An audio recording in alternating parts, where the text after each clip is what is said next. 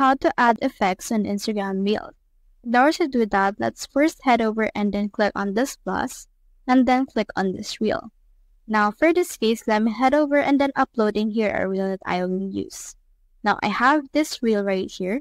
Now you can see that we have this option right here, which is the effects option. Head over and click on that, and then you can see in here the effects that you can actually use.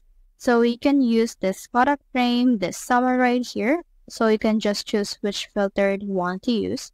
Now this will take for this to load, and you should be able to see what it looks like once it's been added right here. As you can see, I've chosen Starburst, and now the reel that we have has this kind of rainbow things. So you can head over and click on next right here, and then post this reel that you have added an effect into. Now click on the share option in order to share it to your Instagram. So that's how you add effects on Instagram Reels. Hope we helped.